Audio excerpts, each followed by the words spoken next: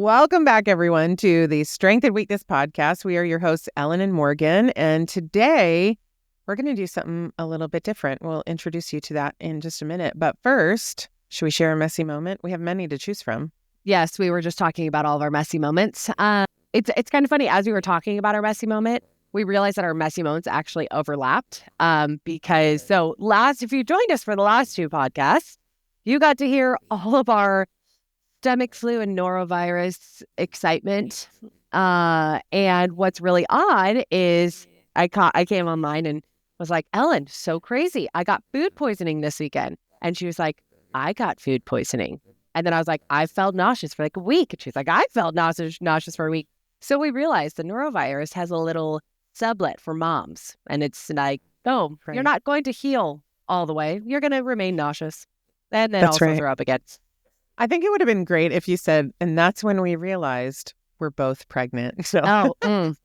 Surprise. No. And we're announcing it to everybody on this call. We are not pregnant. We are done with that part of our lives. But I think that's so wonderful that norovirus saved a special dose of norovirus for moms to have norovirus and then get seemingly food poisoning a couple of days after and then be nauseous for a week. Like none of my other family members dealt with that. Yes. Only mom. And same with you. None of your other family members, only mom. It's so bizarre. But today we're going to do something a little bit different. Let me give you guys a peek behind the curtain here a little bit. Morgan and I have been serving in this capacity for over 10 years. So most of the stuff that we talk about on this podcast, it's not scripted, but we have talked about it. We have honed our perspective about it for the past 10 plus years. Today, we're going to talk about something that we've never really discussed, certainly not with each other and not even with anyone else. I've never really discussed this with anyone else. I think mostly because it started with, I discussed it a little bit maybe with my husband, but I haven't had the awareness to think through this. And then I didn't have the courage to talk about it out loud. So we did something real smart.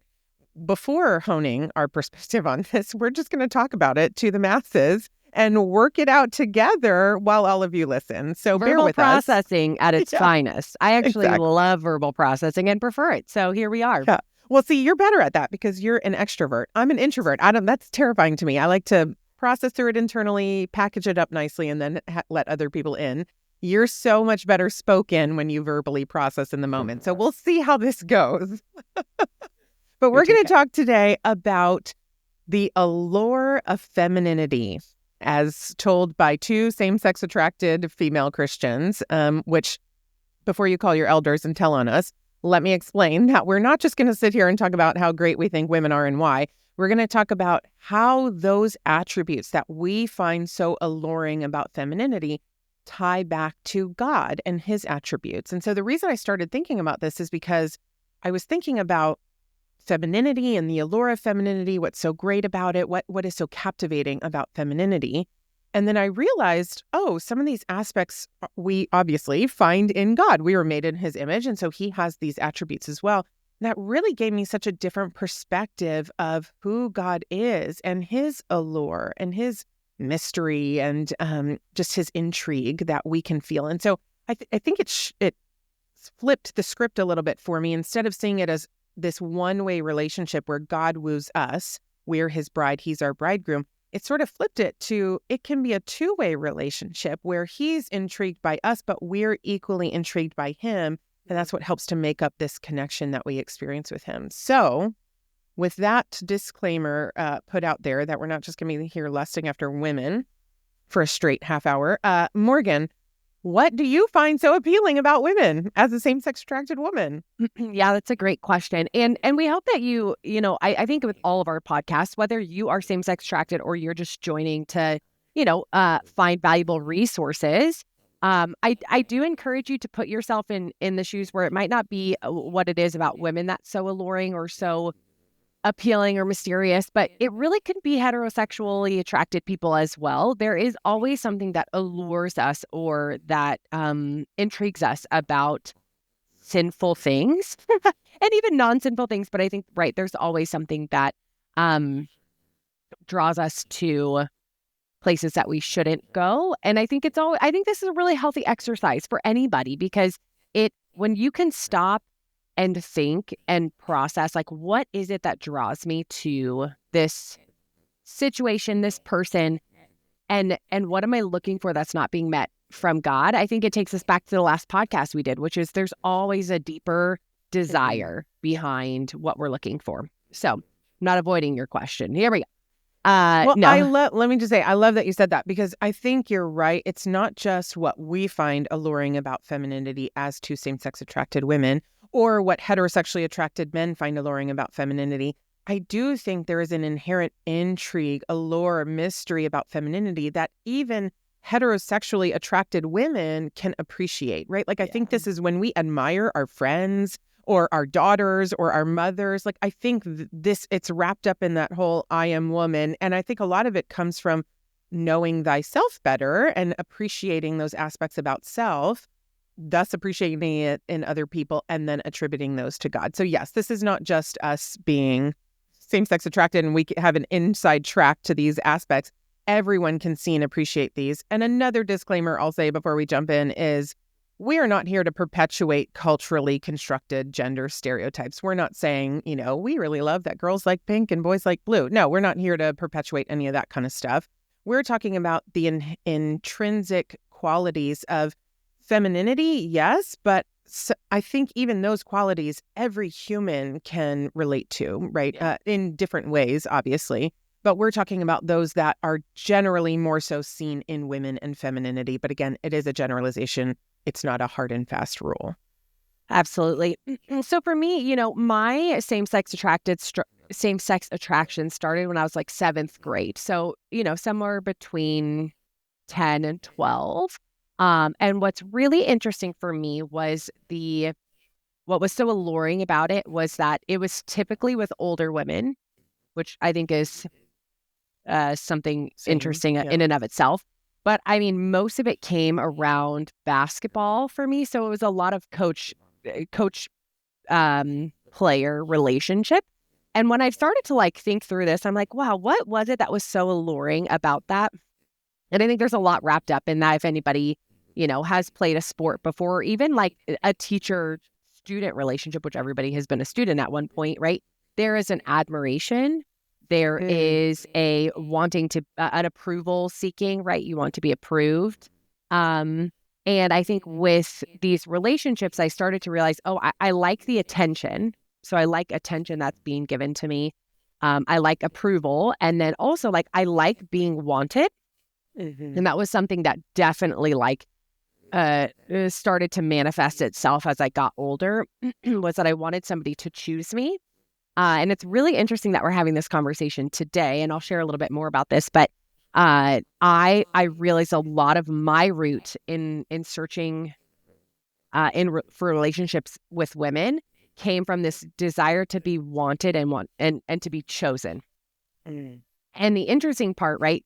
There's a myth that I want to debunk here, where most people are like, oh, well, people are same-sex attracted if they've been abused, if they've been molested, if they don't have a father figure.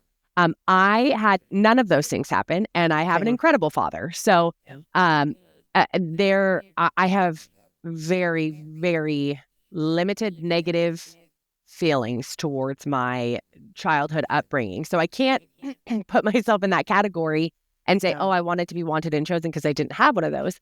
And so I've had to do a lot of this processing and thinking of where did that come from? So this allure with women came from those things. But then as I got older, it was very much the emotional adrenaline and the overstimulation when it came to the emotional connection. And as you can imagine, typically how I explain it to people is I, as a woman, in myself already have so many emotions. It is emotional regulation is something that I'm working on all the time. And when you put two women together, you have heightened emotions, which then it becomes very addictive, where it's there's high emotion all the time. And that doesn't say, again, we're not trying to say every woman is like this and every man is like this, but it is very interesting now, in hindsight, being married to my husband, who is not super emotional and not super up and down, how much time it took to get used to that. So I won't go too far into that, but I think for me, those were probably the buckets that I would put myself into when it came to like the allure of relationships with women. What about you, Elle? Yeah, I can definitely relate to what you're saying. I think it's so interesting that you're bringing up sort of, yeah, I never thought about that aspect of this, like what drew me to this type of relationship, same-sex relationship. I think it definitely, I can relate to everything you said, right? That appeal of the one, it feels wrong. And so that was novel to me as a young person. And I think also that entanglement, that emotional entanglement, that was really distressing a lot of times, but also was so, it was like a drug, right? And so I think those are the things that, yeah, drew me as a young person without understanding what true love was, what safe love was. But I think what appealed to me about femininity, I love what you said a minute ago about ever since you married your husband, you realize it's much more simple with men, right? Their emotions are much more simple. And I think that I'm so grateful for that, like you said, in my relationship with my husband, because I have a lot of complicated emotions and depth to my emotions that if that was true with both of us, it would just be way too much. But that's something that I can really appreciate about femininity is just the depth of emotion.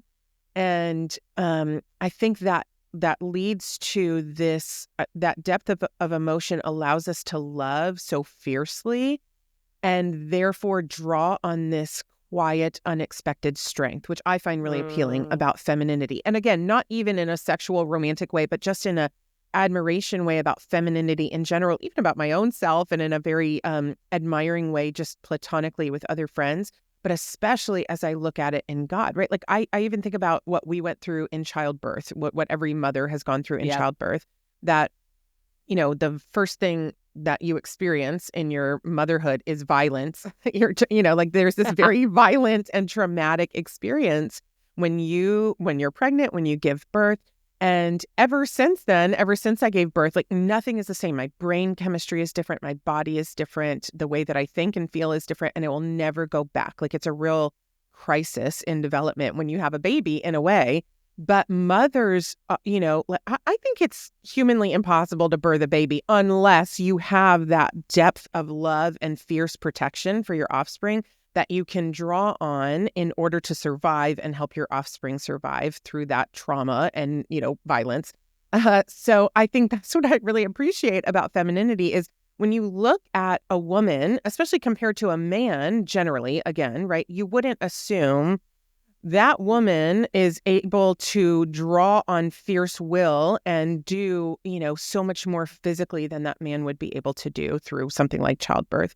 But it is because of that depth of emotion, I think, that a woman is able to draw on that love and sheer will of protection to just do something so unfathomable. And I think that's what we see with God as well, especially in Jesus, right? Yeah. It was that quiet, unexpected strength. Like no one said, oh, dying on a cross with criminals is the ultimate show of strength. No, that people thought that was so inherently vulnerable and weak, yet it was the ultimate show of strength. He literally poured himself out so that we could live out of that depth of love for us. And so I've said that to my husband and my children before, like, my life blood is being poured out. I am withering away so that you all can thrive in life, right? Like, especially this happened during norovirus. I am withering. My needs are always met last so that your needs can be fully met by me. And there's something very difficult about that with motherhood. And I think that's why, or femininity in general, that's why we need like so much community around us in this stage of life. But also what a joy to bear that sacrificial love-based burden that we get to share with God, because he did the exact same thing in so much more of a profound way.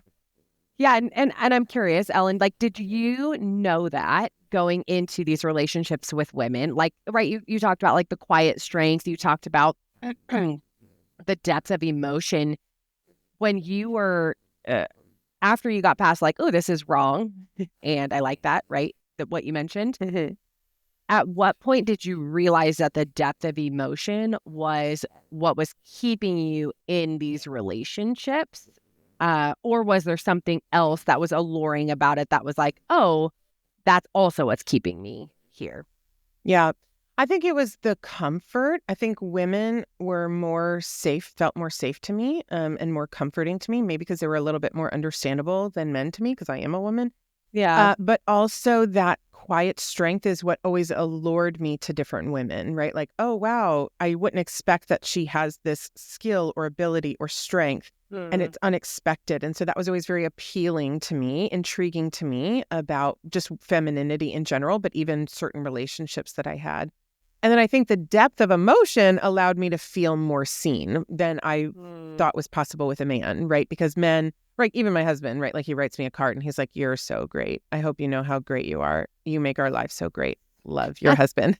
And there's no depth. Like, I appreciate where it's coming from for him, but he lacks the ability to really, I always say, like, show me your work. Why am I so great? What is it that I do that makes our life so great? But I think women generally have that ability because of that depth to show their work, to make you feel more seen and wanted, like you were saying. Yeah, that's great. That's a great call out. And I think this is something that I do feel like reflects in God so deeply, where this desire to be seen, I think is something I hear a lot from women, is this desire to be known and desire to be seen for who we are and what we're doing, right? Because I think as a woman and as a mom, we carry so much, right? Like there are oftentimes I just want to write down the list of everything that I've done in a day and been like, do you see what I have done today? Yeah, I know, Look at right? how awesome I am. But really with the desire, I think where that comes from is this desire to be seen. Like, look at what I'm carrying. Look at this burden that I have, the joys and the burdens. And so I think that is something that I have realized that won't ever be met by anybody. I feel like I went through a roller coaster when I was looking for friendships after I had gotten out of my relationships with women, before I got married to my husband, and even in the beginning of our marriage, was looking for somebody to know me, right? Like, as you just mentioned, same allurement for me with women was like, oh, you get my emotions. I don't have to explain myself. We can live on this emotional high together. Yeah. But then I went through this time where I was like, I need a friend who gets me, who knows me, who understands me. And I kept being disappointed. I kept putting these unrealistic expectations on my friends, saying, I just don't feel like you care. I don't feel like you know me, or I don't feel like you're meeting me where I'm at. And it took me quite a few years to finally understand that what I was looking for would never be found in a human. It would be found in my relationship with God, and it's going to look different than it did in these human relationships, because the human relationships would fail me. And the moment I took that burden off of my friends and then took it off of my husband, it was almost as though I got to enjoy them for who they are and not what they can do for me or what they can acknowledge in me, so that when my husband does come to me and say, hey, I see you, it's something that him and I have actually, like, I've really appreciated. We probably a couple of years ago, I told him, I was like, I just want to be seen, right? And we started to form this bond of, like, in those really hard moments, verbalizing the, like, I see you. Like, I see what you're going through. I see how you're pushing through. I see how it's been a really hard day and you're still choosing to love us and you're still choosing to make dinner for us or whatever, and acknowledging those moments. And that has gone so far for me, because I realized, like, that was something that, even though I'm not looking for that in him verbalizing it definitely, like, fills a need and meets a desire of mine, if that makes sense. Yeah. Well, and I love how you tied that back, because there is an inherent grief in that even our husbands, even our children, even our closest friends cannot see us to the ability that we need them to. And that is just a byproduct of living in a fallen world and living in a fallen state and having loved ones that are also in a fallen state. But I think I love how you said that. Like, if we can turn to God first to be our bridegroom, our best friend, our everything that we need to fill up our cup, then we're free to enjoy the love that others offer us, fallen as it may be, right? And I think I shared in the last podcast episode that I recently had this moment with my husband where we were talking, and he was like, out of everyone in this world, he gets me more than anyone else, right? And so we were talking about something that other people were having a hard time understanding where I was coming from. And I was telling him about it, and he got it more than anyone, but still not as much as I needed. And so in that moment, as I was talking to my husband and felt, more seen by him than anyone else, I internally turned to God and sort of wrapped up in him and thought, whom have I in heaven but you? Like, nobody gets me like you do, even my husband, who gets me more than anyone else. And so I think there's always kind of that tension in any relationship, that there's an inherent joy that God has given us the ability to experientially understand connection and being seen, known, and loved through earthly relationships. But it is a fragment, a fraction of what we were created for, what we were meant for in him. Absolutely. And I think the other thing that allured me to these female relationships, and I alluded to it earlier in the podcast, was the desire to be chosen. I think there are a select number of people who get chosen in their life by somebody, right? Very early on, they might not have the same hole that I'm going to share about. But for me, from when I was very young, even like preschool age, there was this one boy that we had very small class sizes at the school that I went to. And I had a crush on him literally from preschool until 8th grade. Like, our families did everything together. He stood the test of time. He stood the test of time. And what was interesting is I always wanted him to choose me. Like, I was always like, everybody knew that I had a crush on him. Everybody knew that I liked him. Again, like the school, my church, very small knit group of people. And it's so interesting because I am now in my mid 30s, and I finally have realized, as I've like looked back at younger Morgan, and I had this deep desire to be chosen. And what was really interesting for me was that a lot of the relationships that I ended up finding myself in with women were the people who chose me. But what I didn't see were some of these huge red flags to these relationships that I was entering into. But at the time, it didn't matter because I just wanted to be chosen. Right. Right. You're willing to sacrifice good love for being chosen. Yeah. Exactly. And I don't think that's true for every same-sex relationship, but I do think there are a lot of people, especially these young, vulnerable people that we see right now, who are in these friendships who might not be the most popular. So they're not getting chosen by these popular boys or whatever it might be. But then they find these friendships that become codependent. And then all of a sudden they're like, whoa, this friend is choosing me. I'm going to enter into this relationship because I've been chosen. And when I finally realized that that's probably what younger Morgan was looking for, it wasn't even the allure necessarily of femininity, but the allure and familiarity of female relationships ended up making it a very easy choice for me to enter into these relationships. Which has then led me down the road of a lot of unhealthy relationships at the time. Some of them were healthy, and some of them, I would say there was some genuine feelings of love there. But for the most part, it was just this consuming of being chosen. So it's very interesting. If I could look back and view the perspective, like, how does this connect to God? I don't think I had ever put myself in the shoes of God chose me to sacrifice his son. It was never this singular relationship. It was like, God loves us. God sent his son for all of us so that we could be with him. And I was like, whoa, if I could shift my perspective to see that God chose me, that I was special enough for him to pick me, wow, what a difference that would have made if I could have understood that that decision had already been made. And I didn't have to keep looking for somebody to do this, that I could find that. And I just think of so many people in the Bible who were chosen, right? Like Mary was chosen by God.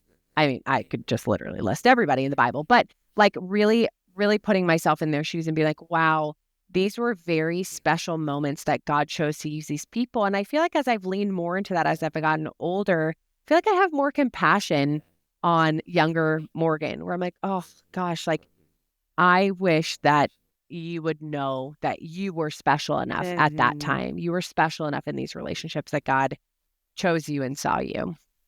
Yeah, I love that. You know what I love? I was just reflecting when you were talking is So we talk about these topics via text usually, like very quickly, and then we jump in and we start talking about them on air.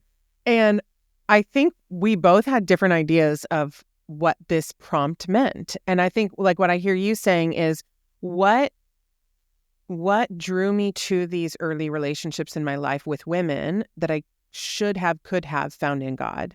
And I think what I thought it was, what is majestic and beautiful and alluring about femininity in general, and how does God embody that?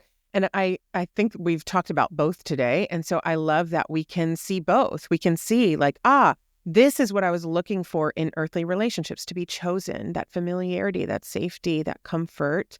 And this is how I can find it in God. And without disparaging femininity or the people that we, had these kinds of early relationships in our life with, we can say there was something so inherently beautiful about them because they were made in God's image and they hold those beautiful characteristics of God that we can appreciate, but that can never fulfill us the way that we were created to be fulfilled. That can only be found in God. It reaches its full potential when we can see that beauty and majesty in God first, get that, need to be chosen, need to be wanted, need to be chaste, all those needs met through God, and then enjoy healthy relationships as God laid out in the Bible with other men and women. And then we can kind of reach this full potential of our fallenness of living in a broken world. So I love that we covered a lot more today than I think we intended to, because we both had different perspectives on it, but our we reached a much broader topic.